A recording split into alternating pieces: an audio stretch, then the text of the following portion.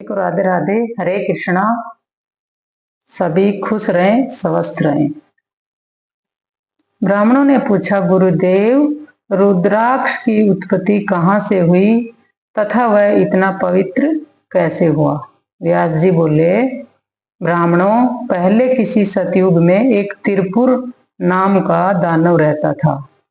वह देवताओं का वध करके अपने अंतरिक्षचारी नगर में छिप जाता था। ब्रह्मा जी के वरदान से प्रबल होकर वह संपूर्ण लोकों के विनाश की चेष्टा कर रहा था। एक समय देवताओं के निवेदन करने पर भगवान शंकर ने यह भयंकर समाचार सुना।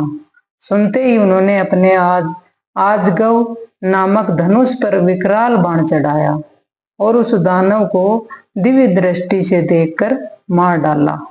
दानव आकाश से टूटकर गिरने वाली बहुत बड़ी लुका के समान इस पृथ्वी पर गिरा।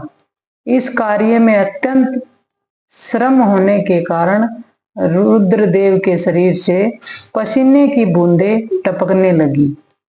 उन बूंदों से तुरंत ही पृथ्वी पर रुद्राक्ष का महान वृक्ष प्रकट हुआ। इसका फल अत्यंत गुप्त होने के कारण साधारण जीव उसे नहीं जानते। तदंतर एक दिन कैलाश के शिखर पर विराजमान हुए देवादिदेव भगवान शंकर को प्रणाम करके कार्तिक जी ने कहा, तात, मैं रुद्राक्ष का यथार्थ फल जानना चाहता हूँ। उस पर जप करने तथा उसका धारण, दर्शन अथवा स्पर्श करने से क्या फल मिलता है? भगवान शिव ने कहा, रुद्राक्ष के धारण करने से मनुष्य संपूर्ण पापों से छूट जाता है। यदि कोई हिंसक पशु भी कंठ में रुद्राक्ष धारण करके मर जाए तो रुद्र स्वरूप हो जाता है। फिर मनुष्य आदि के लिए तो कहना ही क्या है। जो मनुष्य मस्तक और हृदय में रुद्राक्ष की माला धारण करके चलता है उसे पग पग पर अश्वमेध यज्ञ का फल प्राप्त होता है। रुद्राक्ष में 1 से लेकर 14 तक मुख होते हैं। जो कितने भी मुख वाले रुद्राक्ष को धारण करता है वह मेरे समान होता है। इसलिए पुत्र, तुम पूरा प्रयत्न करके रुद्राक्ष धारण करो।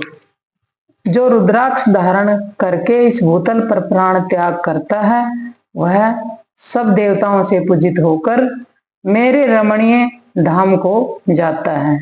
जो मृत्यु काल में मस्तक पर एक रुद्राक्ष की माला धारण करता है वह शैव, वैष्णव, शाक्त, गणेश उपासक और सूर्य उपासक सब कुछ है। वह सब पापों से मुक्त होकर सुखपूर्वक मोक्ष लाभ करता है। सभी को राधे राधे।